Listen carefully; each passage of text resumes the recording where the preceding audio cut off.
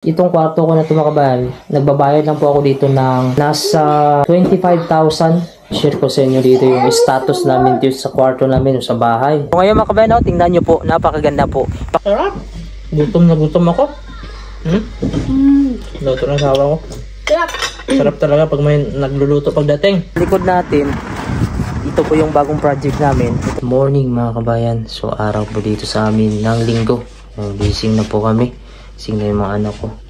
Tapos ipakita ko sa inyo yung itsura dito ng alas 9:30 ng umaga sa Greenland. Ito po yung alas 9:30 ng umaga sa Greenland. Ayan. So wala pong araw mga kabayan na medyo madilim pa. At kung napapansin nyo yung ilaw natin ay umaandar pa. Ibig sabihin mga kabayan, mahina lang yung sikat ng liwanag. Ayan po. So ngayon, ang gagawin natin ay magbabad tayo dito ng isda na galunggong po. Kasi ito yung uulamin natin. Frozen lang talaga dito yung isda. At ito po ay nanggaling pa sa Pilipinas dahil bumili po tayo sa Asian store or Filipino store. Yan po. Isang pack po to. Pero kuha lang tayo ng ilang piraso para ibabad natin. At lalambot para lutuin natin. Mga kabayan, i-share ko sa inyo dito yung status namin dito sa kwarto namin sa bahay. O, ipakita ko lang sa inyo kung ano po yung itsura ng kwarto namin. Dahil balak na namin nalilipat siguro mga next week siguro. Ito lang po yung kwarto namin. Ipakita ko lang sa inyo. Sa kwarto namin mga kabayan, wala siya. Kwarto. Hindi naman siguro matatawag ito na kwarto kasi wala siyang kwarto. Studio type lang siya. Kasi open lang siya. So dito sa loob na to, sa isang kwarto na to, mayroon siyang cabinet dito. Itong cabinet na ito mga kabayan, dito lahat yung gamit namin. Dito kalahati dito kay Mrs. Kay Mrs. lahat na damit. So sobrang daming damit mga kabayan kasi mag 3 years na kami dito, mag 3 years na ako. So hindi maiwasan. Pupunta kami dun sa mga ukay. Nakakabili kami ng, siyempre mura lang naman. Dumadagdag. Dito naman, 3 kami dito. Ang anak ko. May malita kami dyan. May mga gamit din dyan. Tapos mga kabayan, ganito lang po kalaki yung kwarto natin. Ito ay para lang talaga ito sa akin. Dahil ito ay sa kumpanya naman ako nagtatrabaho. Itong building na ito ay kumpanya ito.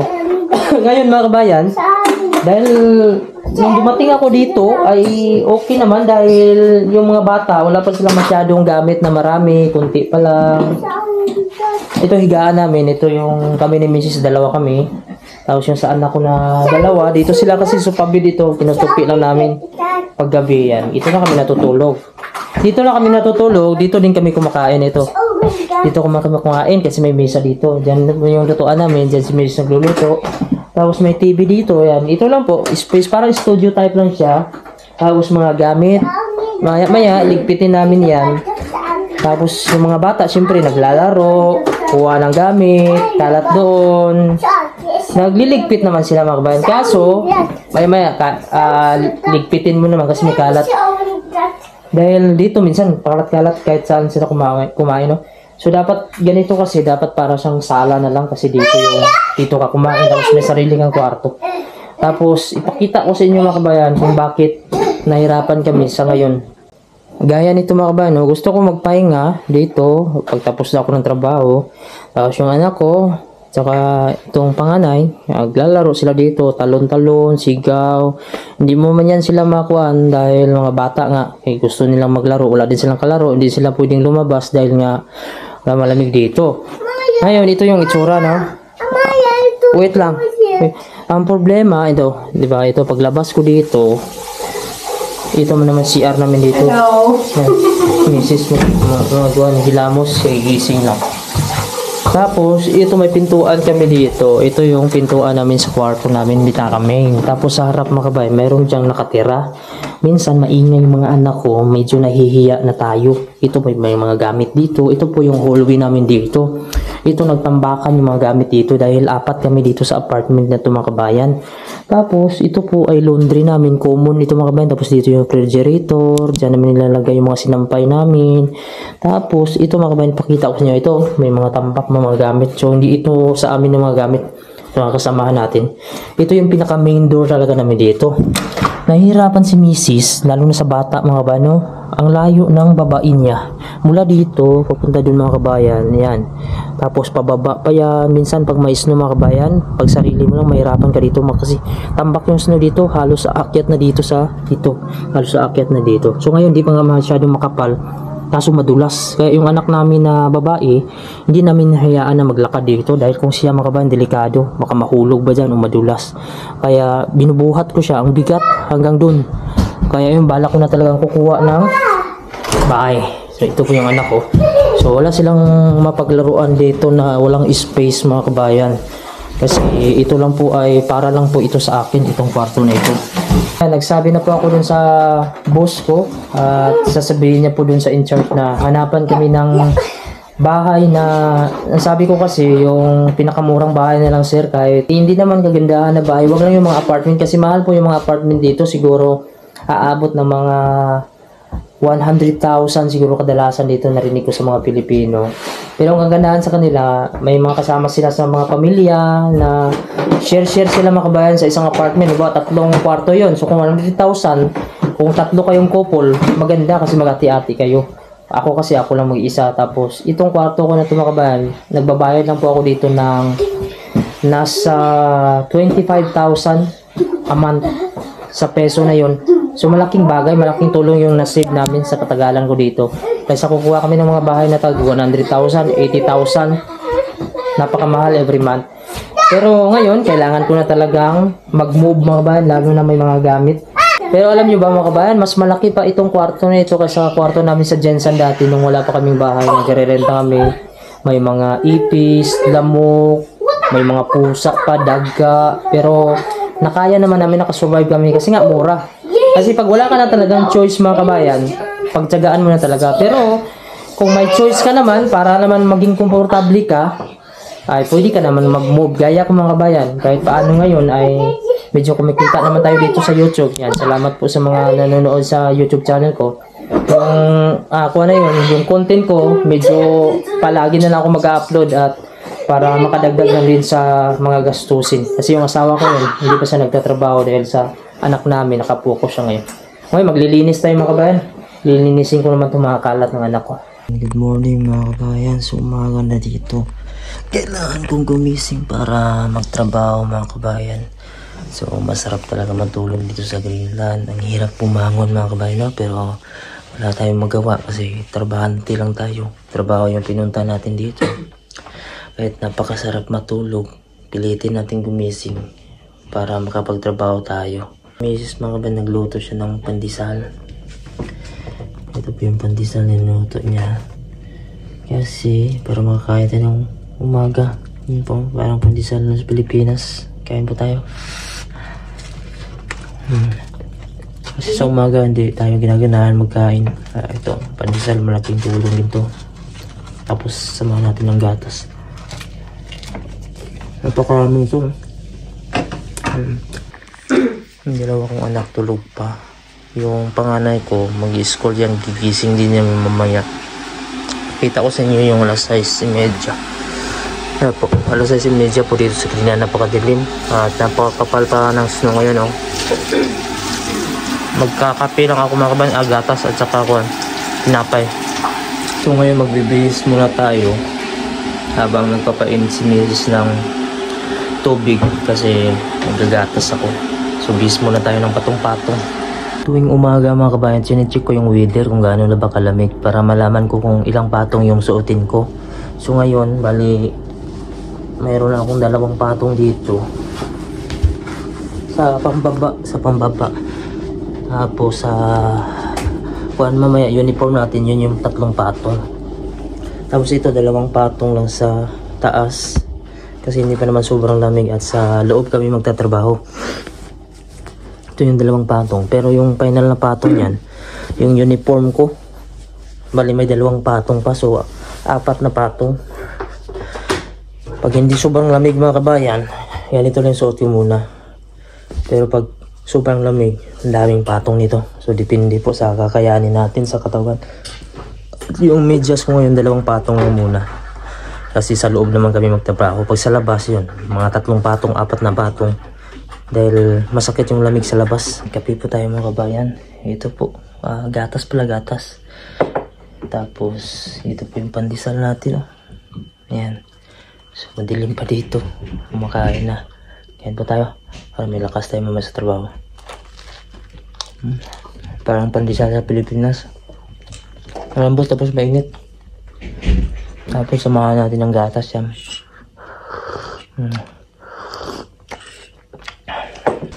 Good morning mga kabayan. Ngayon papunta na po tayo ng trabaho. Mag-alas 7 na po dito. Yan, ito po kadilim sa Greenland kapag winter. Matagal din po sumisikat yung araw. Minsan wala pong araw. Ito po yung city dito. At medyo may snow kagabi mga kabayan. Yan po may patak-patak siya. Pero hindi lang ganun kalakas. Yan, napakadilim talaga dito at mahirap dito mga kabayan pag hindi nasikatan ng araw. Medyo manghihina yung katawan mo dito. Masarap matulog pero kailangan nating magtrabaho para kumita tayo mga kabayan kasi trabaho yung pinunta natin dito. Medyo madulas yung kalsada natin ngayon. Yan, ito yung itsura ng mga sasakyan siya. Nag-crystal siya dahil sa lamig. Tingnan nyo yung si baba natin kumikislap-kislap. Hindi pa nga malakas yung snow, mahina lang mga kabayan, pero ganito po yung itsura. Kahit hindi po mag-snow ay parang magkikristal po at magpuprosin yung sasakyan. Hello po mga kabayan. So sa likod natin, ito po yung bagong project namin. Ito po. Ayan. So papasok tayo sa loob. Papakita ko sa inyo kung ano yung itsura. Ito po ay dito po mag-i-stay yung mga taong may sakit na kailangan po sila ng atensyon, gamot, pagkain. So libre lang po yan dito mga kabayan sa mga sakit dito. Hindi naman siya hospital kasi yung hospital sa atin ay common naman kahit bata, matanda, kahit ano.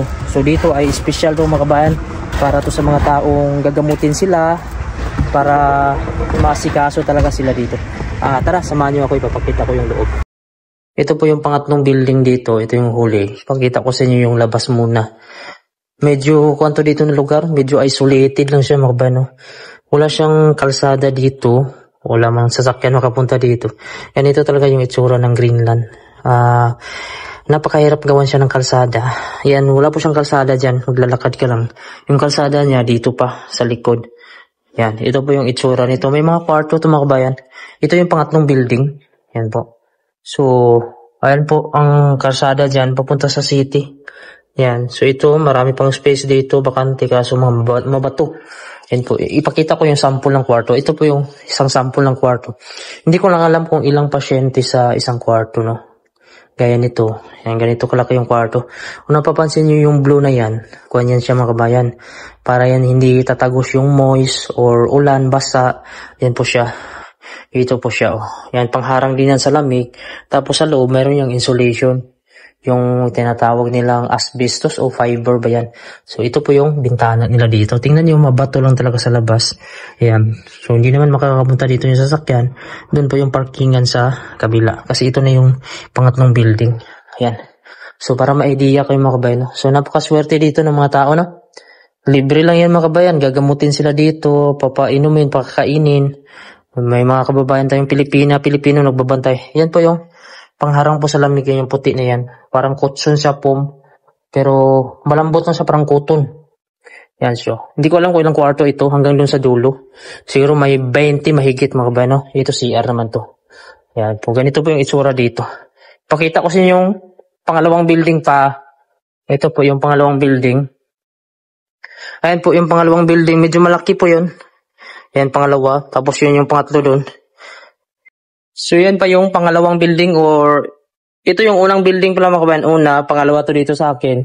Tapos, yan po yung pangatlo. Ayan po. So, kahoy lang to mga kabayan sa loob. Ayan, kahoy. Pero yung kinatayuan nito sa baba ay semento na po siya, concrete. Yan, kahoy lang siya at gypsum na po yung pinaglalagay dito. Ayan. So, ganito lang yung klase ng kwarto. Ayan. Ang gagawin naman dito bilang electrician, lalagay kami dito ng mga outlet, saksakan, tapos ilaw. Ayan po. So, yan po yung highway dun mga kabayan at dito sa gilid. Tapos yan po yung mga bahay sa ibaba.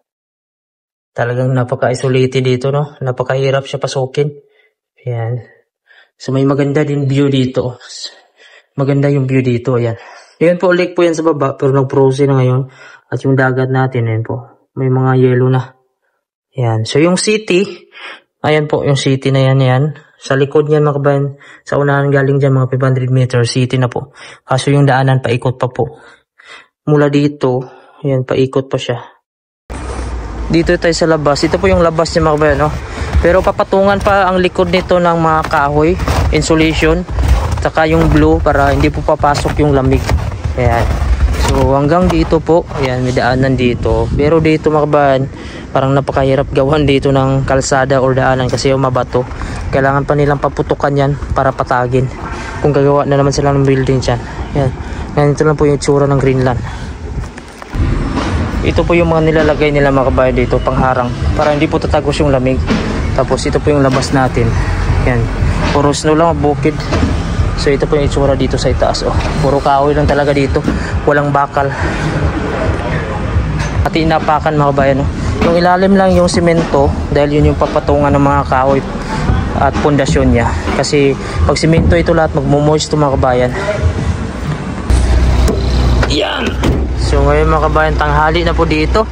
Pero ang nangyari, kahit may araw siya, ayan, mas lalo tuloy lumamig. So napapansin ko dito, pag may araw, mas lumalamig. So nangyari ngayon, ito po, halos na-frozen na po yung mga salamin. Kailangan natin kiskisin dahil hindi natin makita yung daanan nito. Yan po. Tapos dito din sa harap, mga kabayan, no? Imbis na may init, mas lalo tuloy na frozen. Hello po. So, hapunan po tayo, mga kabayan, ngayon. Ito po yung nag-prepare si Mrs. Yung anak ko, maghugas siya ng kamay niya. Maulog ka. Mataas kasi yung kuha namin dito. Hugasan sa kamay. Okay. Wash daw siya ng hand. Mag-wash hand. No. Kaya ito po yung niluto ni Mrs. mga kabayan. Bali, manok ito. Ayan. Nag-oven po siya ng manok. Ayan. Tapos ito nag-prepare na po kami para kumain. At ito po, ikuha natin to sa juice. Gawin natin yung juice para inumin. So ngayon kakain kami. Ito po yung ulam namin. Manok. Masarap talagang umuwi, mga kabayan, no? Kapag may gravy pa. May nagluluto. Yung dati kasi, sabay kami ni Mrs. nagtatrabaho ngayon kasi pinatigil ko muna si Mrs. sa pagtatrabaho dahil itong anak namin, itong anak namin, mga kabayan, hindi siya kumakain din sa kindergarten. So, tuturuan namin sa kung paano kumain. Kaya ngayon, ako na lang may trabaho ngayon, tapos si Mrs. yan. Alaga ng mga bata. Pagdating ko, mga kabayan, meron na siyang mga luto. Ayan po. Manok yung ulam namin kasi nakaraan, nang munggo kami. Ayan, ako'y gutom na gutom din. Ito po yung oras natin, no? Sa labas, napakadilim. Ayan. So, baliktad na ngayon. Kain po tayo. Sir Aiza, mag-pray ha. Sabi, mamaya na. Axel. Sige, mag-pray si Maya, pray. Pray. Sir Aiza. Lord. Maya, follow. Lord. Follow na. Ikaw mag-ingon, Lord. Lord, thank you for this food. Amen. Amen. Kain po tayo, mga kabayan. Ito, may kanin po kami dito. Ito yung ulam natin na napakasarap. Tapos may juice tayo na pure lang yan. Taob ang kaldero. Taob tong kaldero mamaya. Sarap. Chicken na gi-oven. Tapos may gravy. may gravy pa. Gravy ang sarap. Sarap. Gutom na gutom ako. Luto ng sawa ko. Sarap. Sarap talaga pag may nagluluto pagdating. Pag dalawa kayo nagtrabaho, wala nang oras para magluto. Gutom na. Kasi pareho kayong pagod sa trabaho. Pagdating nyo, wala naman kayo mabila ng pagkain, mga kabayan. Na gusto nyo na pagkain Pinoy. Kaya mahirap. Kain. Ito po. Napakasarap. Sarap, Sam? Sarap talaga. Kamay na ako. Kaya. Sarap ha? Sarap talaga. Basta lutong nanay. Masarap basta may lutong pagmamahal, no? Pag magbili-bili ka lang sa gilid, Hindi masarap. hindi na Pangit. kasi nakakasawa.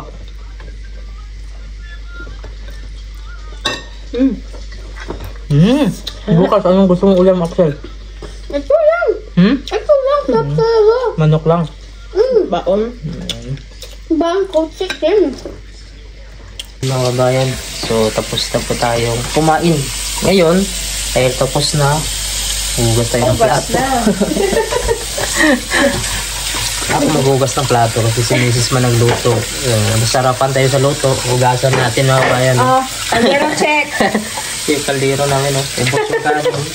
At yung anak ko yung panganay, yung dami yung kinain. Gutom ah. Ayan, so hugasan ko muna ito mga kabayan para makapagpahinga na din.